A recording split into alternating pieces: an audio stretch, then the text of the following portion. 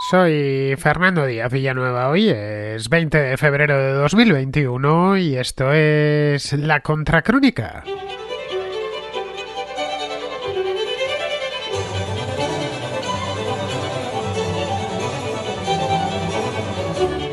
Bienvenidos al Contraplano, el programa de cine dentro de la Contracrónica. Bueno, no solo cine, también hay series de televisión, también hay documentales e incluso de vez en cuando hasta vienen anuncios de televisión. Así que esto del Contraplano va mucho más allá del cine. Lo digo por si queréis enviar vuestras recomendaciones, que no os circunscribáis, no os limitéis para las películas, que entran muchas cosas más. De hecho, llevamos una serie de documentales, bueno, un documental en 10 capítulos, bastante bueno, por cierto, lo vamos a poner al final, que está bastante bien. Pero bueno, antes de nada, antes de meternos en materia con esto del contraplano, os voy a dar el número de WhatsApp al que tenéis que enviar vuestras notas de voz. Las notas de voz tienen que durar 1, 2, 3, incluso 4 minutos si lo necesitáis. Lo importante, ya sabéis, no me canso de decirlo, es que se escuche bien. Que se escuche sin ruido de fondo, sin ruido del tráfico, sin una excavadora detrás. Preguntaréis, ¿pero cómo una excavadora? Sí, en algunas ocasiones me han enviado hasta notas de voz desde una obra, de tal manera que se oía la excavadora ir marcha atrás y al contraescucha dando gritos al teléfono para que conseguir que se le escuchase. Ya se lo tenía que devolver al final y decirle, oye, no, mira, tranquilamente me esperas a llegar a casa y ya me lo envías. Pero ese es el peor lugar desde donde puedes enviar un mensaje, una nota de voz. Quizá para decirle algo a un amigo basta, ¿no? Mandarle un recado, pero para enviar un programa de radio como es este, la calidad de audio lo es todo. Bien, si queréis enviar, ya sabéis que se escuche bien, si queréis enviar una nota de voz con una crítica cinematográfica, cinematográfica de series o de documentales o de lo que tengáis a bien, siempre y cuando sean imágenes en movimiento, no tenéis más que tomar vuestro teléfono móvil y meted ya la agenda del teléfono directamente, sea lo más práctico, el siguiente número: 690-827909. Ya sabéis, que se escuche bien y que dure entre 1 y 4 minutos. En el caso del contraplano, lo mismo es extensible también a la contraportada, que es el de los libros. Bien, pues una vez dicho esto, pasamos ya directos al contraplano.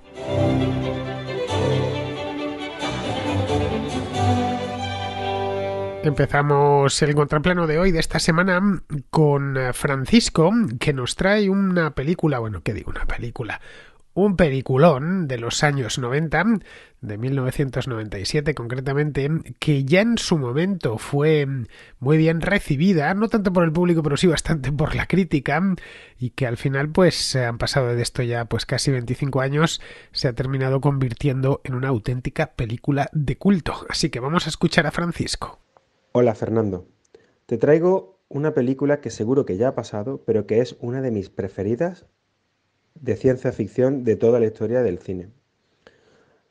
Es Gattaca, que seguramente habrás visto, que tiene cierto tiempo, pero que tiene un montón de cosas que la gente suele pasar por encima como menores. Y quiero señalarla. No quiero hablar especialmente de la historia, porque me parece que al ser una gran obra se puede disfrutar a muchos niveles, y eso es lo que lo convierte en algo tan genial. Y quería que os fijaseis en ciertos aspectos de la película que son muy interesantes. Bueno, el título, todo el mundo habrá caído, que son las bases del ADN.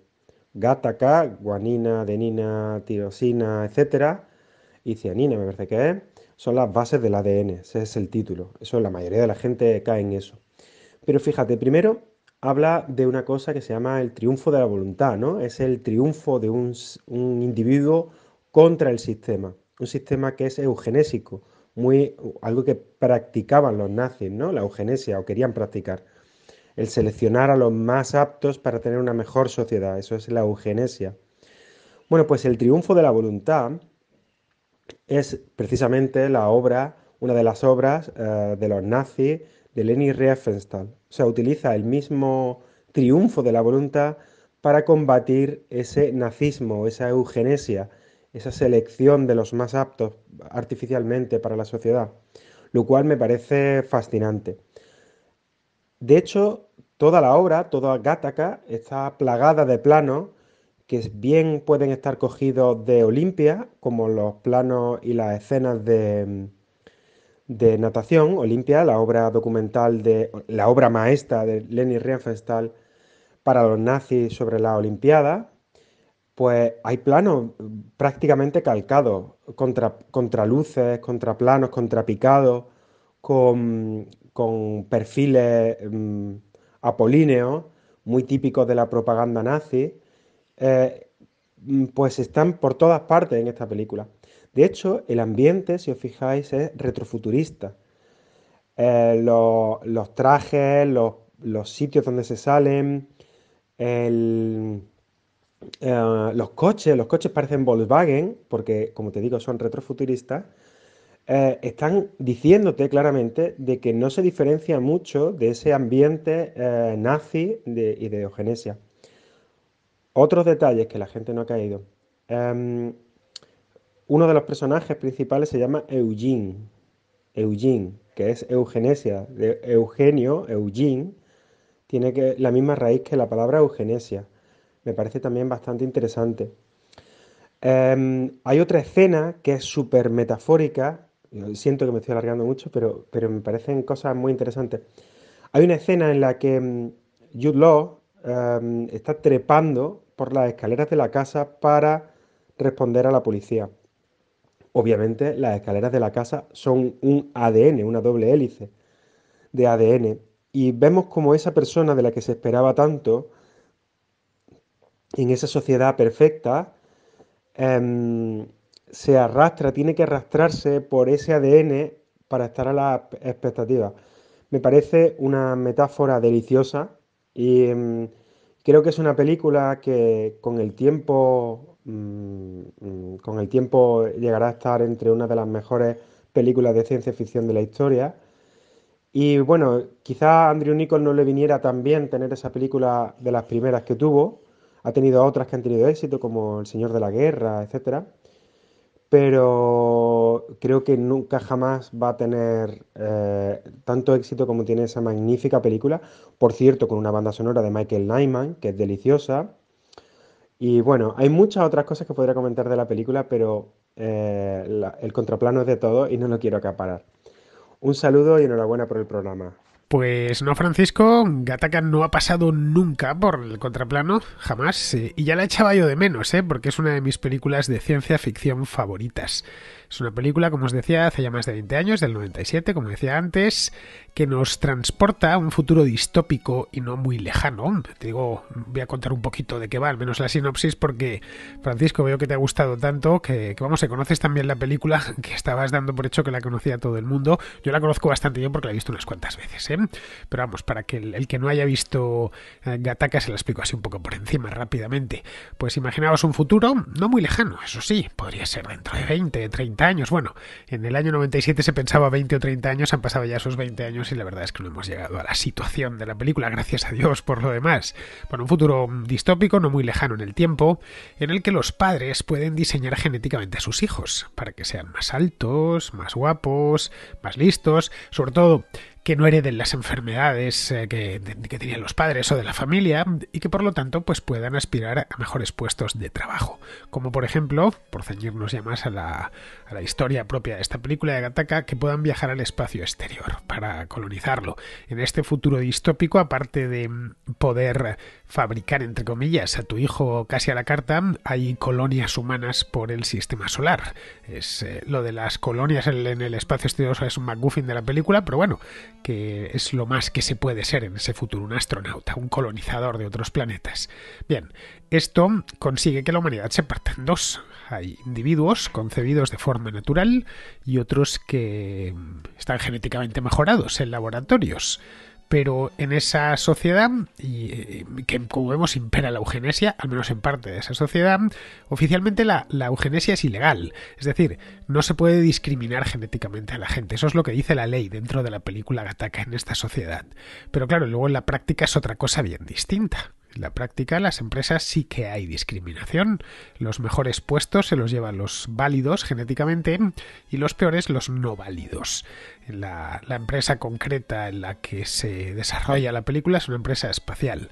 El protagonista, que se llama Vincent, lo interpreta Ethan Hawke, es un no válido. Y trabaja en una empresa, como os decía, que se llama Gattaca, que se dedica a los vuelos espaciales. Bien, él, como pensaréis, bueno, si es un no válido, ¿por qué trabaja en una empresa que envía gente al espacio? Bueno, porque él trabaja allí de un puestecillo, trabaja como personal de limpieza en las oficinas de esta empresa, de Gattaca. Entonces él decide que aprovecha que tiene acceso a la empresa y a un montón de elementos de la empresa para hacerse pasar por un válido, por una persona que está modificada genéticamente, aprovechándose de que uno de los que están modificados genéticamente ha tenido un accidente y se hace pasar por él. Un tipo que se llama Jerome Eugene, nada más. Así que tenemos aquí a Ethan Hawke, que interpreta al mismo personaje, pero con dos nombres. Bien, él concretamente lo que quiere hacer es viajar a una luna de Saturno, donde solo pueden ir los válidos, los que van a soportar el viaje espacial, que son muy inteligentes, que no van a tener enfermedades por el camino, etcétera. Bien, a partir de ahí arranca ya la acción, que no tiene lugar en Saturno, os lo anticipo ya, sino en la Tierra, y que no os voy a contar, obviamente, la acción y todo lo que sucede, porque lo que tenéis que hacer es verla. Aquí en el contraplano ya sabéis que no se cuentan las películas, solo faltaba, hasta ahí podíamos llegar.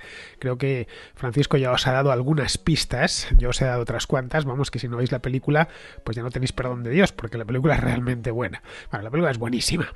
Todo el que la ha visto coincide, incluso gente que no quería verla porque le parecía el tema un poco desagradable. Algunos pensaban que es una película de terror, otros que es una película de ciencia ficción, y por lo tanto es que no me gusta la ciencia ficción. Yo no soy muy de ver películas ni de fantasmeo, ya sabéis, de acción, no, de acción tiene poquita. Es una película inteligente, con un guión magnífico y unos personajes magnéticos, que además todo con una música fabulosa por detrás, como bien ha dicho Francisco, empezando por el propio Ethan Hawke y continuando luego por Uma Thurman, por Jude Law, también está Ernest Borgnine, en fin, que tiene un reparto estupendo. Pone sobre el tapete cuestiones éticas fundamentales, que a pesar de que han pasado casi 25 años desde su estreno, es una película del 97, son cuestiones que siguen ahí. La película es perfectamente actual. Si hiciesen un remake no tendrían que actualizar absolutamente nada. Bueno, podrían, qué sé yo, cambiar un poco la estética, pero la estética es maravillosa, tampoco le haría falta. Vamos, es una película que se hizo en el 97, pero que valdría perfectamente para estrenarse en el año 2001. Bueno, veríamos a Uma Thurman o a Ethan Hawke especialmente jóvenes, con 20 y tantos años, pero por lo demás, la película ha aguantado perfectamente el paso del tiempo. A los críticos y a los aficionados, Gattaca les encantó. A todo el que era crítico de cine o le gustaba el cine les encantó. Yo la vi en el cine en aquel entonces, cuando la estrenaron. Creo que fue, no sé si puede ser las Navidades del 97, hablo de memoria, claro. Y fui a verla 2 veces, de lo que me gustó. Fui una vez y a la semana siguiente fui de nuevo al cine para apreciar los detalles. O sea, los benditos tiempos en los que yo tenía tiempo para ir al cine 2 veces seguidas a verme la misma película. Pero bueno, que luego por supuesto me la compré en vídeo, en VHS, y luego ya posteriormente, muchos años más tarde, la compré en Blu-ray, que es como la tengo actualmente. Es una película magnífica. Pero vamos, el hecho es que en aquel momento, no fue en el 97 o 98, por ahí, no fue un éxito de taquilla, para nada, porque es una película relativamente lenta, que es poco espectacular desde el punto de vista visual, aborda el tema de la genética y la eugenesia, más que la genética, de una manera poco efectista. Si lo tratase de una manera más con un malo más malo y un bueno más bueno, creo que hubiera tenido más éxito de taquilla. Es una película, digamos, un poquito cerebral, y ya digo, bastante lenta. Su vocación, de cualquier manera, es la de thriller, no la de película de acción. El thriller es un vehículo estupendo, un vehículo narrativo estupendo para abordar el debate sobre la genética, vamos, sobre el tema de la ingeniería genética en humanos, porque ingeniería genética en otros, en ovejas o en vegetales la hacemos continuamente, que son los transgénicos, y no, pero claro, en seres humanos plantea un debate ético de primera magnitud. La cuestión central, de cualquier manera, es la eugenesia en sí mismo, es la cuestión central en Gattaca. Vamos, que es imposible no ver paralelismos con la sociedad a la que aspiraban los nazis en los años 30. Ya sabéis, una sociedad de arios puros, de gente sin defectos. Bueno, los nazis practicaron la eugenesia a su manera, y con la tecnología que tenían disponible en aquel entonces, hace 90 años. básicamente eliminando gente, es decir, liquidaron a los oligofrénicos, a todos los que se echaron a mano, todo el que tenía algún defecto lo pasaban por la Turmix, ¿no? En Gattaca no pinta una dictadura de estilo nazi, que hubiera sido lo fácil, ¿eh? Bueno, parece de hecho, en buena medida, un mundo muy parecido al nuestro. Bastante parecido al nuestro. No busca un futuro lejanísimo, qué sé yo, llevarse la acción al año 2750, entonces ahí ya sería otra cosa y te puedes tomar un montón de licencias, no, ni especialmente tecnológico, más allá del dominio de la genética que tienen en esa sociedad, del dominio también de los viajes espaciales, de poder ir a una luna de Saturno con tripulación, evidentemente, pues en el 97 no era posible y en 2021 sigue sin ser posible. Pero vamos, que quitando eso, el mundo que pinta es un mundo muy similar al que tenemos, al que tenía en el 97 y al que tenemos actualmente. Es un mundo asombrosamente parecido al nuestro, por lo que no cuesta mucho ponerse en el lugar del protagonista. La película esta, Gattaca, fue dirigida por un tipo llamado Andrew Niccol, que es un director neozelandés, que se estrenó, esta fue la primera película que hizo. Se estrenó con esta obra maestra, lo cual ya tiene bastante mérito. Luego, un año después, en el 98, hizo el guión, pero no la dirección, de otra distopía, de las grandes distopías de los años 90, la conoceréis, El show de Truman, dirigida por Peter Weir. Bueno, Weir no es neozelandés, pero es australiano, así que casi es vecino de Niccol. Y que, por cierto, El show de Truman tampoco ha pasado por el contraplano, a pesar de ser una de las grandes películas de los últimos 25 años.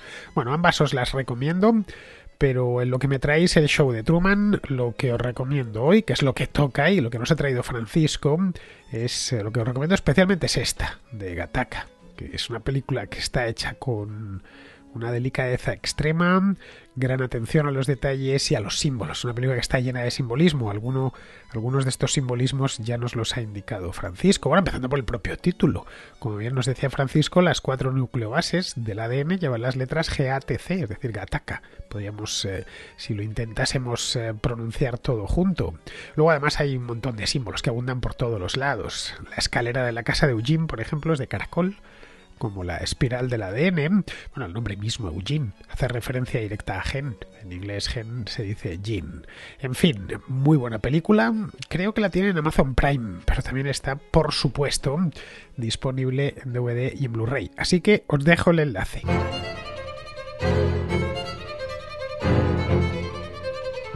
Vamos ahora con Pedro, que nos trae, podríamos denominarlo un clásico, aunque el clásico propiamente es el de los años 30, no tanto el de los 60, pero bueno, al ser una película de los años 60, podríamos en cierta medida considerarla un clásico. Hola, os he descubierto casualmente en YouTube investigando sobre la guerra de Crimea. En vuestro programa La Contrahistoria tenéis un podcast magnífico, gracias al cual he descubierto un montón de cosas que desconocía. De ahí me he proyectado a la Contracrónica y os prometo que voy a intentar escuchar todos vuestros programas y aquí tenéis a un fiel seguidor vuestro. Os doy la enhorabuena. Dicho lo cual, voy a hablar de una película de 1968, una película británica dirigida por Tony Richardson y que se titula La carga de la brigada ligera.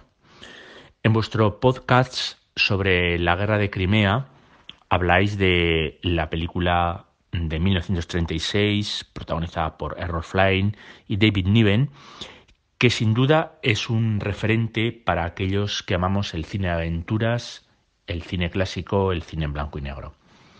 Sin embargo, esta de la que os voy a hablar se ajusta a la realidad de aquella infame carga en Balaclava que conmovió a la sociedad británica. Es una película imprescindible para los amantes del cine histórico y, por supuesto, para aquellos que aman la historia del mundo en ese siglo, en el siglo XIX. Aparte de los aspectos históricos a los cuales se aproxima de una manera ciertamente fidedigna, esta película tiene unas dosis de humor británico, sin ningún género de dudas, que la convierten en una joya del cine de todos los tiempos. Es decir, no podéis perderos esta película de ninguna de las maneras. La tenéis incluso en YouTube, es decir, no tenéis que pagar por ella ni buscarla en ningún sitio extraño. Aquella carga, como la película refleja, y si queréis investigar, pues encontraréis todo tipo de hipótesis para explicar por qué 600 tipos a caballo cargaron de modo suicida contra unas posiciones rusas con una artillería que evidentemente los iban a masacrar sin ningún género de dudas. En la película vais a descubrir a personajes magníficos como a Sir John Gielgud, el actor, interpretando a Lord Raglan, el jefe de la expedición del cuerpo expedicionario británico en Crimea en 1853, aquel manco que perdió su brazo en Waterloo y que dio nombre a la manga Raglan, un dato muy interesante. Veréis en esta película a Lord Cardigan, un noble inglés psicopático, anormal, paranoico, lleno de soberbia, con el cual disfrutaréis y gracias a esta película podréis investigar mucho más sobre este individuo. Descubriréis a Nolan, ese personaje que encabezó la carga y que murió probablemente en primer lugar, un personaje singular sobre el cual hay distintas hipótesis de por qué, cómo transmitió las órdenes, si lo hizo bien, si lo hizo mal, si fueron los oficiales británicos los que se equivocaron, fue él, en fin. La película está perfectamente rodada y os dará pie para investigar más sobre la guerra de Crimea, sobre la carga de la Brigada Ligera en Balaclava, sobre el asedio de Sebastopol. Descubriréis que la guerra de Crimea fue la primera guerra fotografiada donde hubo corresponsales de guerra, como muy bien aparece en la película, y disfrutaréis de una magnífica tarde de cine que podréis después compartir con vuestros amigos cinéfilos, con vuestros amigos amantes de la historia y que estoy convencido de que os sorprenderá a todos. En la contrahistoria que hice sobre la guerra de Crimea, que no ha llovido nada desde entonces, la hice hace bastante tiempo, comentaba Pedro la película del año 36. Por cierto, este programa lo hacemos entre los contraescuchas y yo, pero la contrahistoria la hago yo solo, menos cuando viene Alberto Garín, que se nos escucha a los dos, y el resto de programas, quitándolos la contraportada y el contraplano, lo hago yo solo, así que puedes dirigirte perfectamente a mí, y cuando digo que lo hago yo solo, es que lo hago yo solo. Yo el programa lo edito, lo postproduzco, lo distribuyo, es decir, esto es una obra pura de artesanía y no más va a seguir siendo así. Lo voy a seguir haciendo yo solito porque creo que para que el producto salga como yo quiero, pues tiene que pasar solo por mis manos. Bien, pues volviendo sobre esto que nos traes, a ver, comentaba en aquella contrahistoria la película del 36, de la carga de la Brigada Ligera del 36, que estaba dirigida por Michael Curtiz e interpretada por Errol Flynn y Olivia de Havilland. La comentaba en aquella contrahistoria porque es uno de los clásicos del cine bélico de todos los tiempos. Vamos, yo creo que cualquiera que le guste el cine bélico ha visto la carga de la Brigada Ligera, cualquiera que le guste el cine de los años 30 también la ha visto, es una película muy conocida. Esta que nos recomiendas es muy posterior, es de 1968, pero no la he visto. Sabía que existía, eso sí, pero nunca tuve la oportunidad de verla. Esta es una película no americana, esta película, la segunda versión de la carga de la Brigada Ligera es británica. Ahora, me dices que está en YouTube, así que he ido a buscarla y la he encontrado, así que os dejo el enlace, no sé qué tal estará, pero vamos, dura más de 2 horas. Bueno, para los que no sepáis lo que es la carga de la Brigada Ligera y no habéis escuchado esa contrahistoria que hice sobre la guerra de Crimea, no la hice sobre la carga de la Brigada Ligera. La carga de la Brigada Ligera fue simplemente un episodio cortísimo, una cosita brevísima, una mañana, vamos, dentro de la guerra de Crimea en la batalla de Balaclava. Bueno, pues fue una carga de caballería fallida que estuvo dirigida por un tipo llamado Lord Cardigan contra los rusos durante la batalla de Balaclava. Esto fue en el año 1854, dentro de la guerra de Crimea. Lo que sucedió fue que los ingleses enviaron una brigada ligera, compuesta por unos 600 hombres, para evitar que los rusos se llevasen los cañones que les habían capturado los turcos. Bueno, es una tarea para la que la caballería ligera pues estaba bien preparada. Pero hubo un fallo de comunicación en la cadena de mando, y esta brigada ligera británica, que estaba compuesta de varios regimientos, fue enviada erróneamente a un asalto frontal contra una batería de artillería diferente, que estaba bien pertrechada, con piezas adecuadas para repeler los asaltos de caballería, por lo que se convirtió aquello en una auténtica escabechina. La brigada ligera alcanzó la batería, claro, les estaban dando de lo lindo, con los cañones los rusos, mató a un montón de ingleses, por supuesto, y al final tuvieron que darse cuenta de su propio error y retirarse. El asalto terminó con muchísimas bajas británicas y no se movió nada. Vamos, que fue uno de estos episodios bélicos absurdos en los que no se gana nada y muere muchísima gente. Bueno, la cosa quedó ahí, fue, ya digo, algo breve, de no haber escrito el poema. Y luego las películas, nadie se acordaría de la carga de la brigada ligera. Os preguntaréis qué poema. Bueno, pues esto que había pasado así, sin más ni más. La guerra de Crimea, como contaba en aquella contrahistoria, fue de las primeras guerras que tuvieron.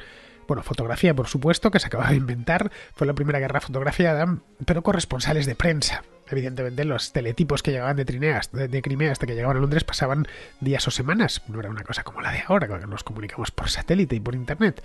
Pero vamos, que los lectores en Londres o en París podían seguir el curso de las operaciones con algo de retraso, como posteriormente, medio siglo más tarde, empezaron a seguir el curso de las operaciones en la Primera Guerra Mundial. Eso sí, la Primera Guerra Mundial ya iba la cosa bastante más rápido.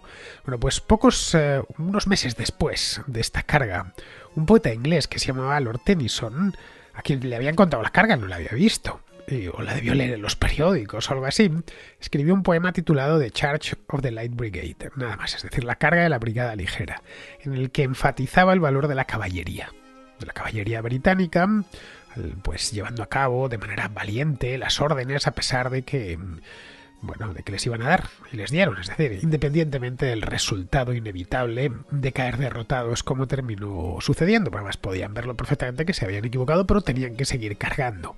Bueno, la cosa es que este poema de Tennyson se hizo muy famoso en Inglaterra, se comentó en los periódicos y bueno, lo que había sido una derrota un tanto vergonzosa de la caballería británica se transformó en un episodio heroico. Ya sabéis, estas cosas que al final, que de vez en cuando suceden, algo de lo que avergonzarse, pues consiguieron entre la poesía y los periodistas convertirlo en algo de lo que sentirse orgulloso.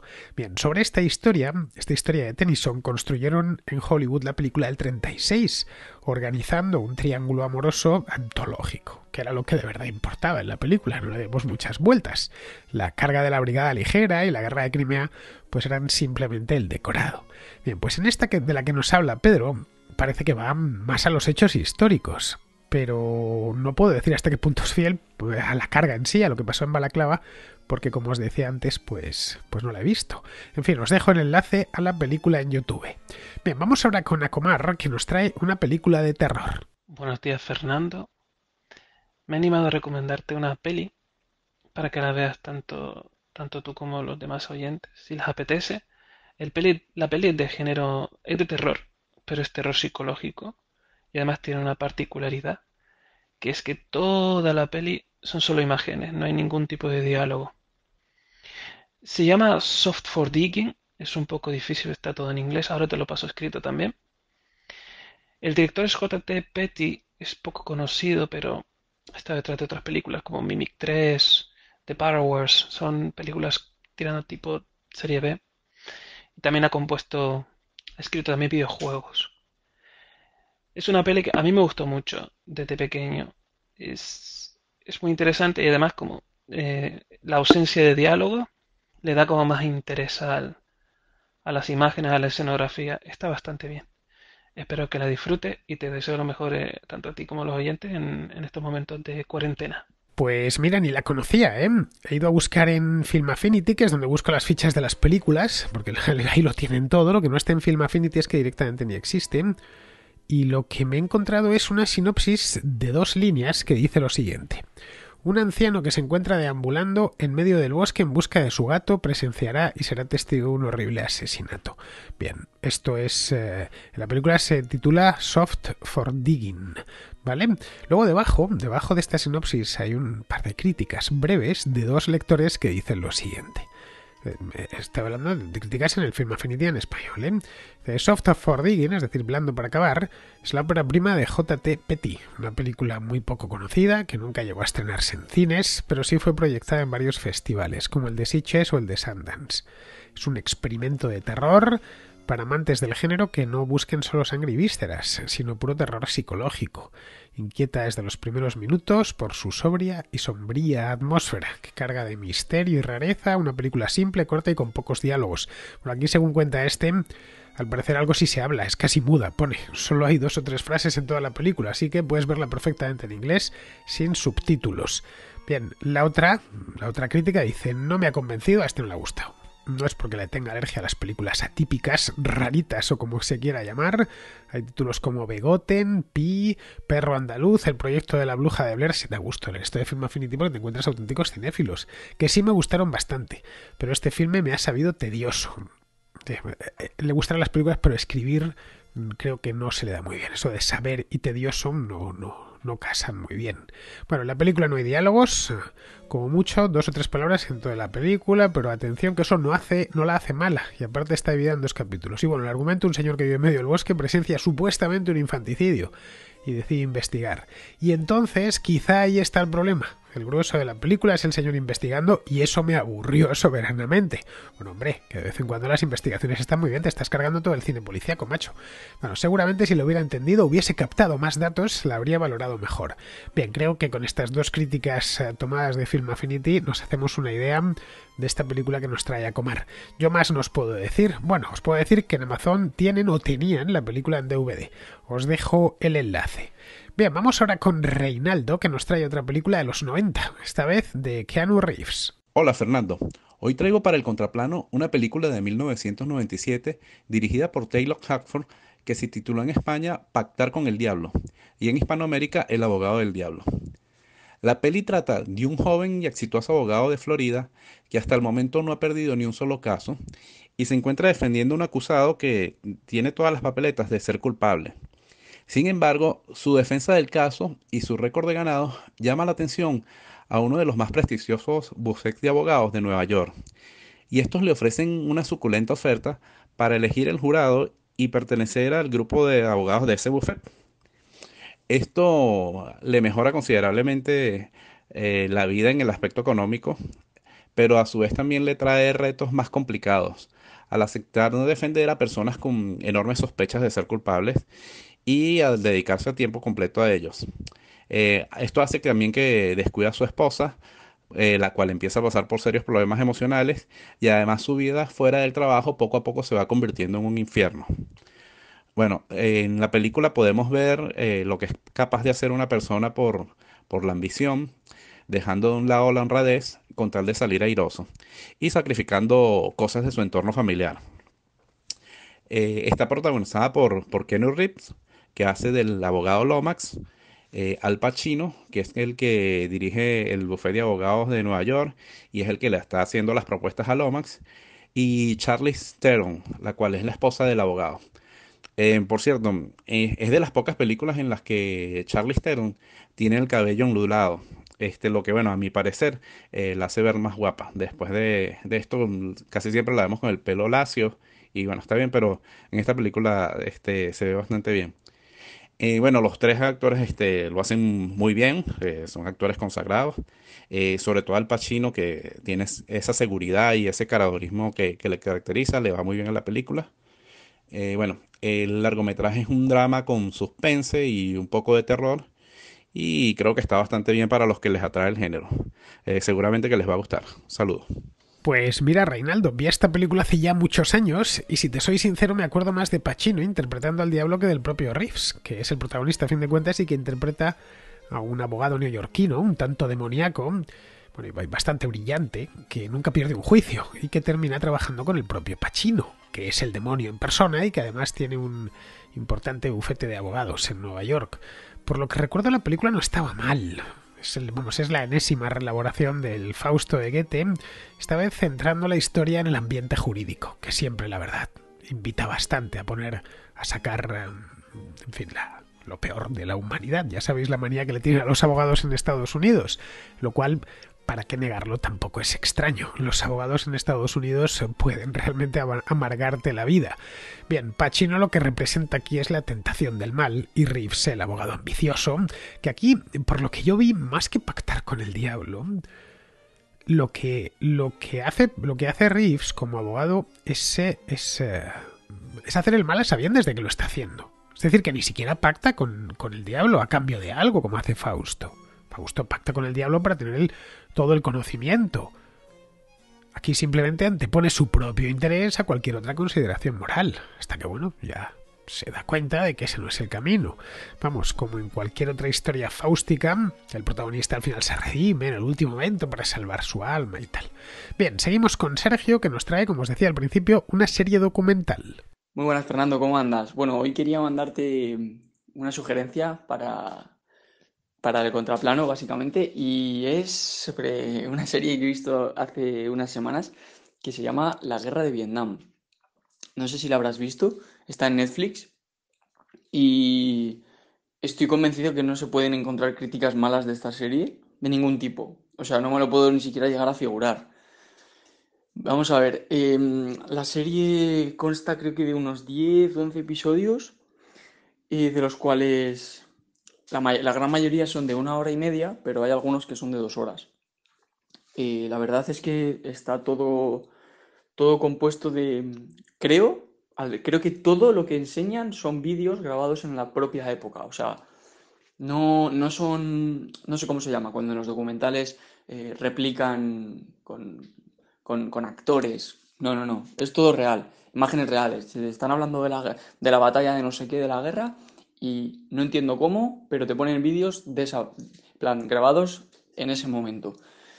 La verdad es que se aprende un montón, obviamente, sobre esta guerra, y te deja, no sé, en algunas ocasiones no sé si malestar, pero no, malestar tampoco, pero como que te hace pensar, ¿no? Que todas las atrocidades que se hacían por parte de unos y por parte de otros, ¿eh? Que además esto yo pienso que es algo bueno de la serie, que te cuentan cosas que han hecho malos los dos, no solamente unos como lo típico que se dice, ¿no? No.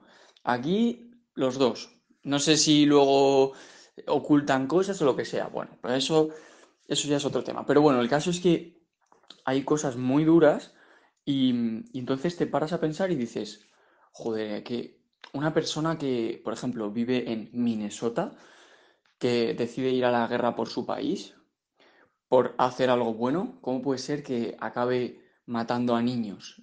En plan, a sangre fría, ¿sabes? Y esto, pues te vas metiendo en el contexto y vas viendo que la gente ahí lo pasa muy... Bueno, lo típico de las guerras, ¿no? Pero no sé, es como que te lo enseñan súper bien y eres capaz de ponerte más o menos en la piel de esa gente, de por qué se hacían esas cosas, tanto de unos como de otros, ¿eh? Así que nada, Fernando, espero que si no lo has visto, vamos, te lo recomiendo al 100% a cualquier persona que esté escuchando esto ahora mismo, que se la ponga ya porque va a flipar. Y nada, un saludazo, nos vemos. Pues mira, Sergio, la he visto y es una serie estupenda. La vi cuando la estrenaron en Netflix hace cosa de 3 años. Me encantó, claro. El director es Ken Barnes. Barnes es un documentalista estadounidense famosísimo que ha hecho muchos documentales históricos. Hizo uno sobre la Guerra Civil, hizo otro sobre los Roosevelts, los dos presidentes Roosevelt en Estados Unidos, Theodore y después, posteriormente, Franklin Delano, que son muy buenos ambos documentales. Barnes es famoso por evitar el docudrama, que es a lo que te refieres, cuando meten personajes de ficción para que interpreten a personajes históricos, por ejemplo, en este caso, ¿no? Bien, él lo evita siempre. Él es famoso por eso por ir siempre directo al metraje original y sobre todo a las fotos. En edición de vídeo se utiliza el llamado efecto Ken Barnes, que consiste en tomar una foto fija y mover la cámara sobre ella, combinando ese movimiento con el zoom. Bueno, esto evidentemente le da movilidad al plano. simplemente una foto fija si no es muy aburrida. Barnes lo empleó en su documental de la Guerra Civil, de la que, pues claro, la Guerra Civil de Estados Unidos, como fue en la década de 1860, no hay metraje de cine, pero sí muchas fotos, y bueno, ya se quedó con el nombre. Esta serie de la Guerra del Vietnam costó un dineral, según parece, y le llevó a Barnes un montón de años hacerla. Aparte de muchísimo material de archivo que tienen, tanto fotográfico como películas grabadas en Vietnam. La guerra de Vietnam es 100 años más tarde que la guerra civil, pero claro, toda una revolución tecnológica, especialmente en lo relativo al cine y a la televisión. Aparte de eso, tiene entrevistas, pero entrevistas con protagonistas de la guerra, es decir, con gente que la vivió. Ken Barnes evita a propósito historiadores y políticos, por lo que se trata, no sé, llamémoslo el subgénero de historia viva. Es decir, que los que vivieron un acontecimiento histórico lo cuentan de manera subjetiva. La serie tiene 10 episodios, pero no son de 1 hora, ¿eh? No penséis que dura 10 horas, dura mucho más. Hay capítulos de 1 hora y media, otros duran 2 horas, capítulos de 1 hora y 3/4. Está contado de manera cronológica. El primer capítulo aborda los prolegómenos de la guerra de Vietnam, es decir, la salida de los franceses en los años 50 y la división de los dos Vietnam en el 54, con la conferencia de Ginebra, y luego ya se mete en harina y va siguiendo todos los acontecimientos bélicos hasta ya la salida de Estados Unidos de la guerra. Muy bien, pues con esto, queridos amigos, ya podemos dar por concluido el contraplano de hoy. Espero que os haya gustado y os invito a que regreséis por aquí mañana, que hay contrarréplica. Hasta mañana, amigos.